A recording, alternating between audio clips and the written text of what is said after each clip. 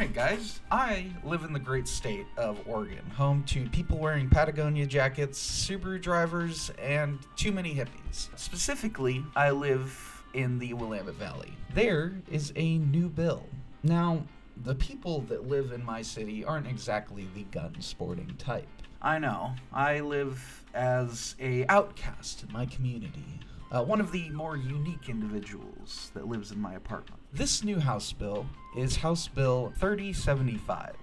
3075 is essentially Measure 114 with a mask and a butt plug on.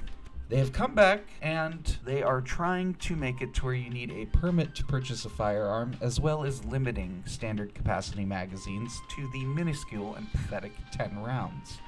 We are slowly becoming California, and I hate it day by day. My growing misery knows no bounds. So we're going to be going over a video from Washington Gun Law. He is a fantastic YouTuber. He is an actual lawyer, and he goes over a lot of the gun laws that get pushed, not only in the Pacific Northwest, but throughout the Midwest as well, as I've seen from his channel. He's going to be going over more of the lawyer speak and the professional talk, if you will. So let's get started, and I will interject throughout. Hello again, everyone. Welcome to Washington Gun Law TV. I am Washington Gun Law President William Kirk. Thanks for joining us. Hey, Oregon, we're going to get to talk again. Now, we went through a gut-wrenching experience a couple years ago with your ballot measure 114. And at that time, I said it was absolutely one of the worst pieces of gun control legislation ever to come along in the history of the United States. Fortunately, Judge Ratio down there in Harney County believed with us in part on that, and ultimately ended up enjoining a large swath of that law, primarily dealing with the permit to purchase requirement, and those have never really been enacted. So things were looking a little up. You ended up with a magazine ban, not good, but at least you did not have to deal with that permit to purchase.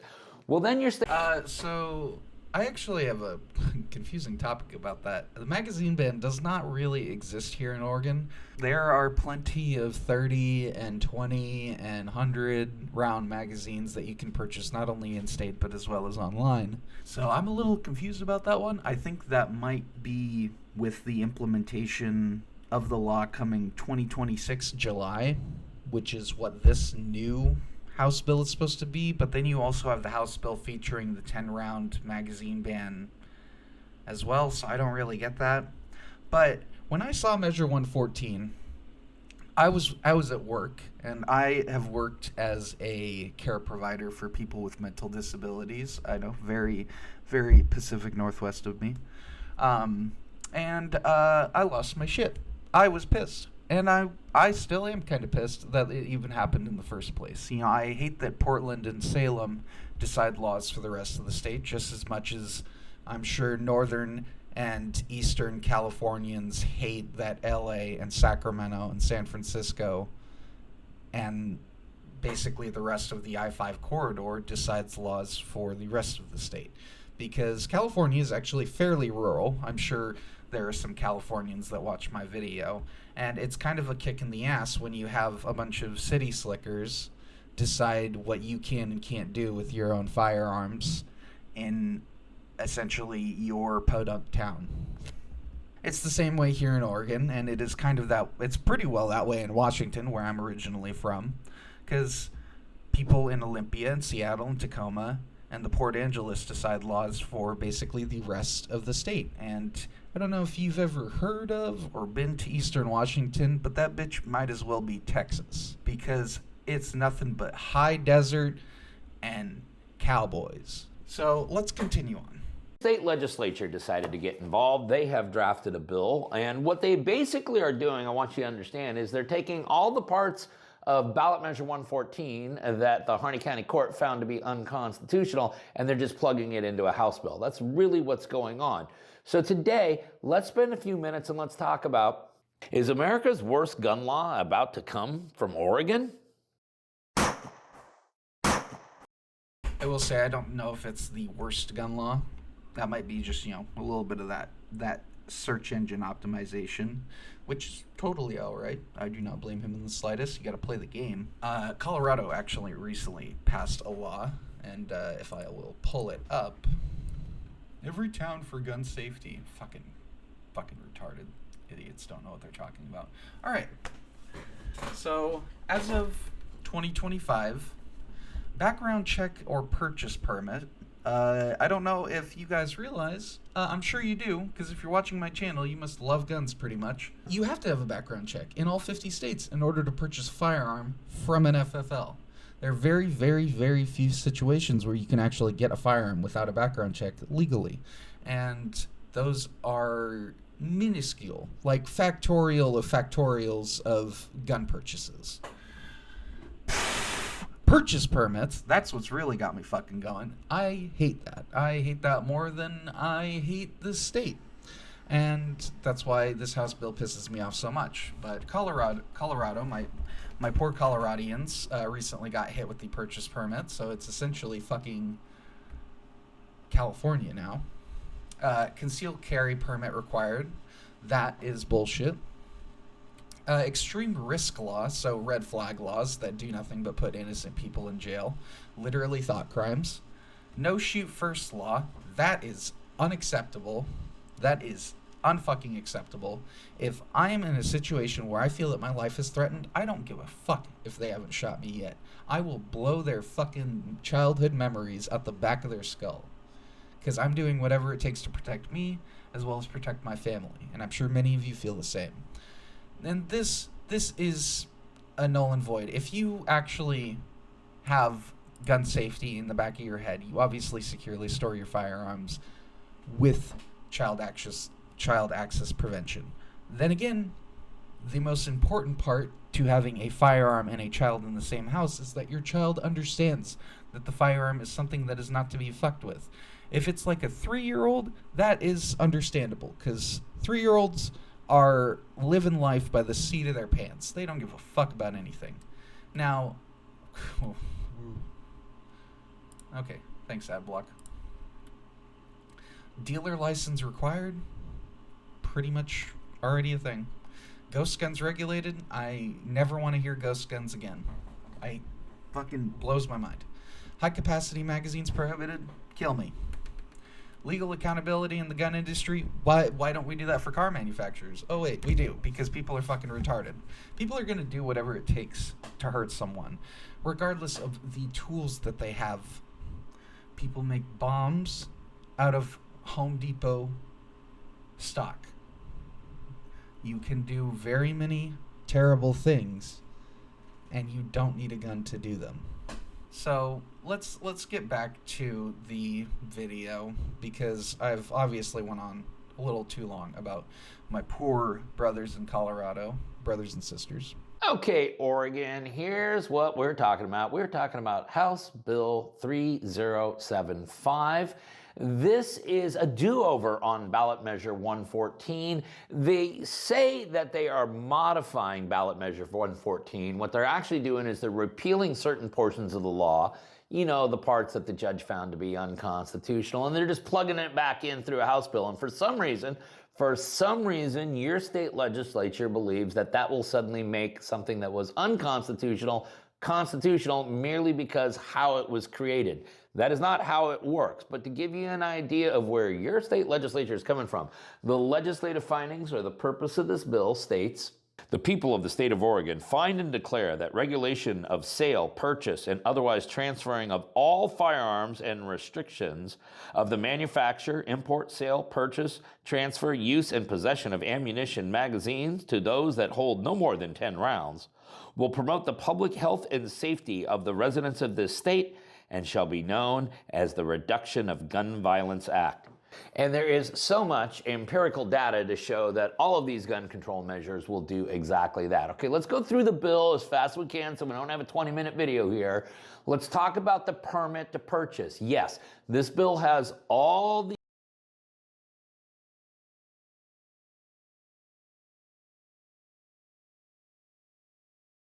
That was satire. There is literally nothing that shows that limiting magazine capacity does anything to stop anyone from hurting anyone else. If you train for more than 5 minutes, okay, 50 minutes, we'll give you some grace. If you train for more than 50 minutes, you will become competent at reloading a magazine. Regardless of whether you have 10, 20, 15, 30, doesn't matter. If you become great at reloading a magazine and shot placement, you are going to hurt people. These gun laws do nothing but pick and scrape at what little laws that what little rights that we do have left when it comes to defending ourselves, and it's unacceptable. The usual suspects on the permit to purchase. There have been some additions. There's extra things that have been added via the House bill that were not in ballot measure 114. It does create a few more exceptions to the rules here. I don't believe it makes the bill any more constitutional than ballot measure 114. No, it is still horribly unconstitutional, but your state legislature thinks they're doing a good thing here. Okay, if this bill becomes law, and if you do have to get a permit to purchase, if you live inside city limits, you will go to that municipal police department to get your permit to purchase. If you live in an unincorporated part of the county, you will go to your county sheriffs. There is an additional section. I have a very big problem with this one because it's already your right to have a firearm. As long as you've done nothing to put another person in harm's way, especially causing that harm directly, there is not a fucking lick the government should have when it comes to your ability to access firearms. And this especially irks me because this basically puts it up to the police as to whether they want you to have a firearm or not. And that's just not okay. And you may say, like, well, there's certain provisions in place. They can't just do whatever they want. That is true. But we've seen time and time again that police corruption and government corruption permeates throughout all of society, whether it's a podunk town in the middle of fucking Nevada or it's in New York. People are people regardless of the title that they hold. Now, that's not to say that all cops are bad or all criminals are altruistic. People are gray. I don't want my rights to be at the decision of someone else. It's not their concern. It is none of their business. And I'm sure many of you feel the same way. Section which will disqualify you from getting a permit to purchase. That new section reads, has not within the previous 4 years been convicted of or been found guilty except for insanity of a misdemeanor involving violence as defined in ORS 166470. Okay, we're going to go ahead and link up 166470 down there for you in the description box, but it is your usual suspects. Felonies, you are on current indictment, not on release on a felony, crimes of domestic violence, involuntary commitments to mental hospitals and things like that. The usual suspects that will disqualify you from possessing a firearm. Okay, now as you know, in order to get your permit to purchase, that is the permission slip you need to exercise a right, you will have to go through mandatory education. I mean, okay, so you're going to talk about having to go through classes. I think you should put yourself through classes already, but I do not think that should be a limiting factor. As well, imagine if we had essentially what he said, permission slips for your other rights. Your right to privacy. Imagine if you had to get permission to have your right to privacy. Your right to illegal search and seizure. Imagine if you had to get a permission slip to have freedom of speech. I mean, we're already seeing, you know, with the elimination of rights in England, where you're essentially being, you have people that are being arrested for saying mean stuff on Facebook. And that is 100% true. You can go look it up. In fact, let's do it right now. Woman arrested in Cheshire for inaccurate post on social media. A 55-year-old woman near Cheshire was arrested earlier today, Thursday, 8 August, on suspicion of publishing written material to stir up racial hatred in violation of S19 of the Public Order Act of 1986 and False Communications S179 Online Safety Act of 2023. The woman has been bailed and is pending further inquiries. Superintendent Alison Ross says, "We have all seen the violent disorder that has taken place across the UK over the past week, much of which has been fueled by malicious and inaccurate communications online." This lady got arrested for saying something online. And you may say, well, she was saying something mean. Regardless, I don't care if you are outwardly a fascist, outwardly a racist, outwardly a Nazi. You have the right to say something. regardless of if it's the most atrocious thing I've ever heard, and I wish you would shut up. That is the cornerstone of freedom of speech. You don't have freedom of speech to hear people say what you like to hear. You have freedom of speech to hear things that you don't like to hear. Because that's what true freedom of speech is. And when you start taking that away, when you start suppressing people that say things that you don't like, what's to stop them from not liking what you're saying? And this is kind of honestly where we're heading, or where we would have been heading. I don't know what it's going to be like with the current administration. It is way too soon to tell. Here in the great 195 states of the United States of America. They're all states, they just don't know it yet. A little Nuxor meme. So this is one of the reasons that I'm so steadfast and you should be too, about getting our rights limited. It's because of stuff like this. So let's go back to the video before I fucking have an aneurysm. Now, this bill adds other ways by which you can actually obtain the education necessary to get the permit to purchase. Okay, so there are some new additions in this section of the bill. And so now the education required to get a permit to purchase will also include proof of completion of a training course or class for a concealed handgun license issued under ORS 166291 and 292, provided that the course includes all of the components described in paragraph B of this section. And we'll go over those conditions in a moment, but yes, it is possible that your Oregon concealed carry class will actually suffice for this. There are other ways you can gain the educational requirements, including C, prior or current certification as a police officer, corrections officer, or armed parole and probation officer, as those terms are defined in Oregon and federal law. D, certification as an instructor approved by the National Rifle Association. One time these fuckers want to work with the NRA. I don't care for the NRA. They're kind of just fuds in disguise. They do some alright stuff, but usually they're not on the good side of the fence when it comes to gun laws. I'm more like FPC and Gun Owners of America. All right, so I guess NRA certified instructors don't have to go and do the mandatory education. And then there is an exception for former military members, veterans, but I want you to pay careful attention to the language here. Proof of qualification with a pistol, rifle, or other small arm while serving in the armed forces of the United States, as documented on a federal DD Form 214, if the qualification occurred within 10 years prior to the date of application for issuance of the permit. And that is ridiculous. Okay, if you spent time in the military, it should be until you die. For this case, this shouldn't exist in the first place, but already you can see that they're adding these provisions that chip away at the rights of not only regular civilians but veterans as well, which already veterans have been getting the short end of the stick for a long time. And then finally, also, current certification as an armed private security professional under Oregon law.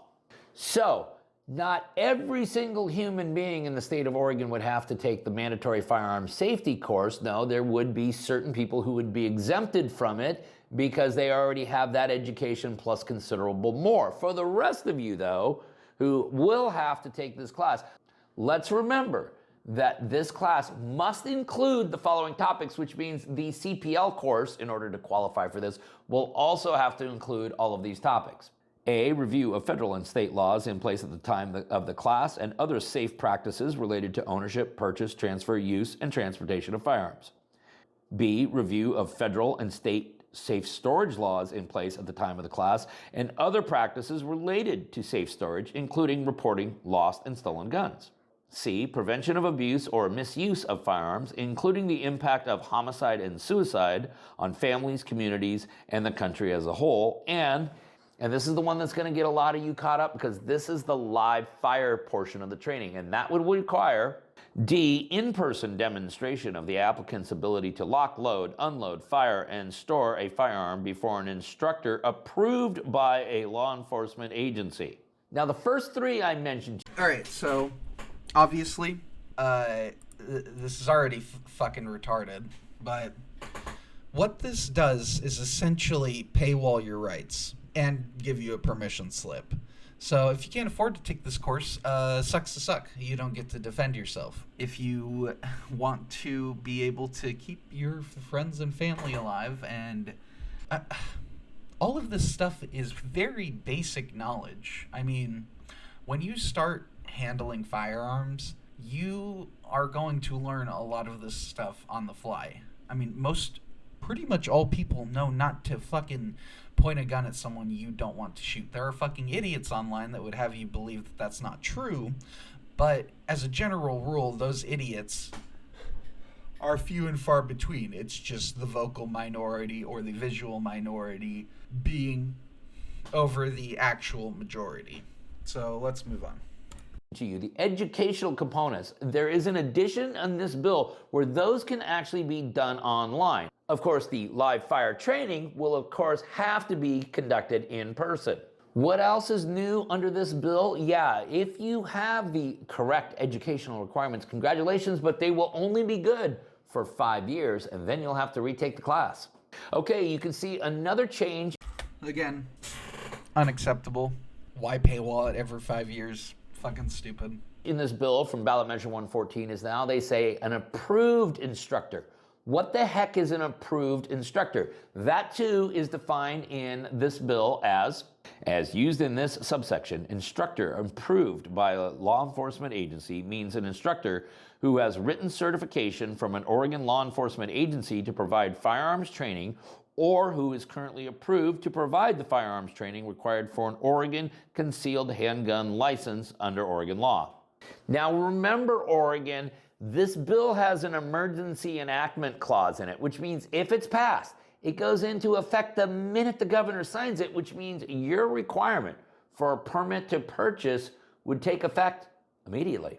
Is it going to be able to take effect immediately? No, not at all. Does the Oregon State Legislature know that? Yeah, they actually do, because if you take a look at the bill, you will also see that the law really changes around July 1st of 2026, because prior to July 1st of 2026, you're just not supposed to transfer a firearm to somebody who doesn't have the required permit to purchase.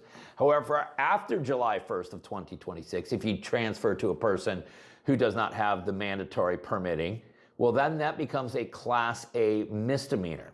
Okay, Oregon, this is not new, but this was always a massive concern of Washington gun law. We had a grandfathering provision in Washington when we passed our magazine ban by just simply not putting the word possession into the statute. So the sale, commercial sale, offer for sale, importation, and manufacturing of high-capacity magazines is clearly banned under Washington law. The possession is not.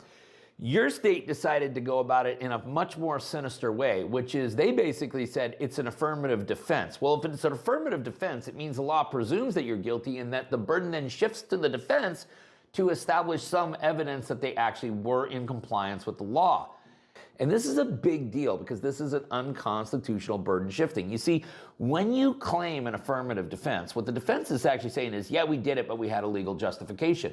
However, once you do that, the law then presumes a burden of proof will be placed upon the defendant to establish that defense by preponderance of evidence. If you are incapable of doing so, you don't even get the affirmative defense instructions. If you are capable of doing so, then the burden shifts back to the prosecution to disprove it beyond a reasonable doubt. But here's the deal. Here's how your magazines are grandfathered in, and I want you to think, how the heck could I actually prove any of this? A, the large capacity magazine was owned by the person before December 8th, 2022, and maintained in the person's control or possession. You got the receipts? I mean, this is unacceptable. Not only does most of what he just went over involving the magazines already limit a gun owner's ability to exercise their right, but now it is shifting the burden of proof onto the gun owner themselves. Did you buy that magazine before the date? Did you make that magazine before the date? How'd you get that magazine? It's like it should be none of your fucking business, okay? None of this should be happening, but it is. And I just hope that we can get this bill thrown in the fucking trash. I have no receipt for any magazine that I have ever purchased. And then how would you establish that it was always in your possession? Yeah, I have fucking, let's see, 1, 2, 3, 4, 5, 6, 7, 8 magazines above 10 rounds. How am I supposed to prove? Because I only have receipts for 2 of those magazines. I keep bumping the mic. I only have receipts for 2 of those. How am I supposed to prove the rest of them? And I think the point is that you're not. They're supposed to seize your magazines and throw you in jail. That's the sinister part that he was talking about, is that they're trying to make it to where legal gun owners are criminals. They're trying to make it to where you don't want to buy a gun because it's too much hassle, which is something that happened in New York. You can barely own a firearm in New York now, and that's unacceptable. B, the possession of a large capacity magazine was obtained by a person who, on or after December 8, 2022, acquired possession of a large capacity magazine by operation of law upon the death of a former owner who was in legal possession of the large capacity magazine. So you inherited a magazine. I mean, it might be presumed that you inherited a firearm and the magazine is consistent with that particular firearm, but now you're gonna have to go back and pull up the will, the last will and testament, pull up the death certificate and all of those things to establish that you lawfully took possession of that upon somebody else's death? All of which is very difficult to get and time consuming. Again, trying to limit a gun owner's ability to exercise their right. And, it never works. It does not prevent crime. Okay. And even the small amount of crime that it does prevent, it also prevents your ability to defend yourself. And there are millions and millions of cases each year of lawful defense with a firearm. And that is what they're also inhibiting. Or C, the owner has not maintained the large capacity magazine in a manner other than 1, on property owned or immediately controlled by the owner, 2, on the premises of a gun dealer or gunsmith licensed under 18 United States Code 923 for the purpose of lawful service or repair, 3, while engaging in the legal use of the large capacity magazine at a public or private shooting range or shooting gallery, or for recreational activities such as hunting to the extent permitted under state law, or 4, while participating in a firearms competition or exhibition, display, or educational project about firearms sponsored, conducted by, approved, or under the auspices of a law enforcement agency or national or state recognized entity that fosters proficiency in firearms use or promotes firearms education.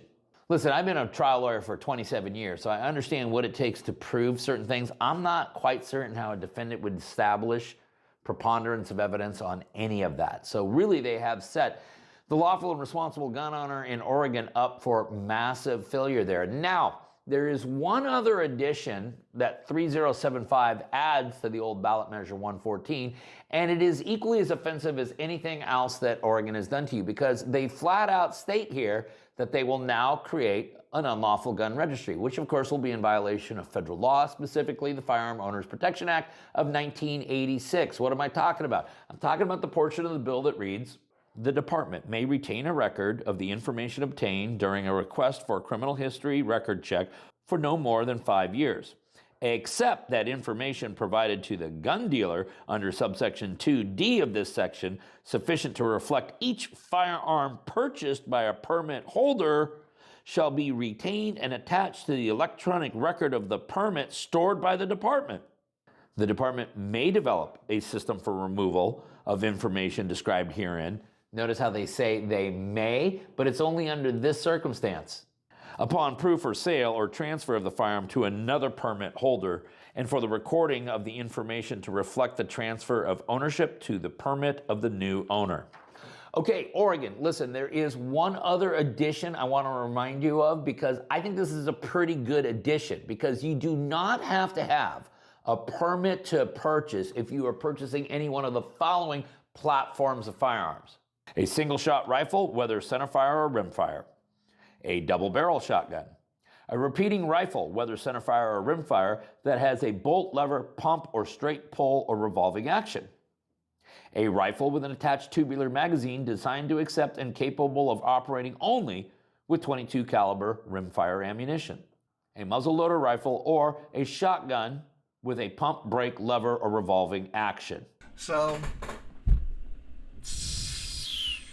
This is where the fucking FUDs come in, and this especially this list. I'm pointing at the screen as if you can see me. Fucking face reveal coming in never. These just go to show that Republicans are also not on the side of firearms when it comes to this. Obviously, there's significantly more conservatives, pretty much mostly conservatives in the Republican Party. I'm functionally a Republican. I'm more of a libertarian, but I've, at this point, given up on the Libertarian Party ever winning anything. So maybe we can just change the Republican Party. I hate the fucking feds. But here you see these guns are constant guns that get touted by FUDs. Why do you need above 10 rounds? Are you afraid the deer are going to shoot back? You know, shit like that. And especially one on these lists, muzzleloader rifles are not considered firearms. They are not firearms under any sort of government regulation.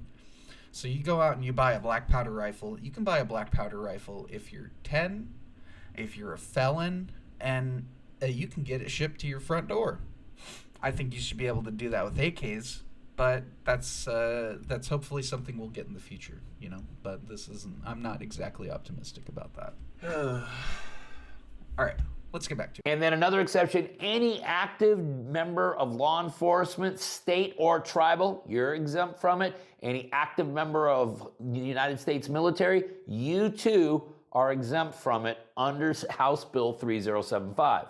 So the statute has carved out a whole chunk of exemptions. The statute has carved out other ways in which you can get educational requirements necessary before you get the government's permission slip to go exercise a constitutional right. Does that make it constitutional? Well, if you just heard what I said in the last sentence, this still requires a permission slip from government before you can actually exercise a constitutional right.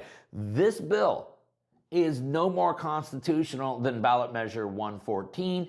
Ballot Measure 114, at the time that it was being kicked around, we said was one of the worst gun laws to ever come along in the history of the United States, which means that House Bill 3075 is exactly the same.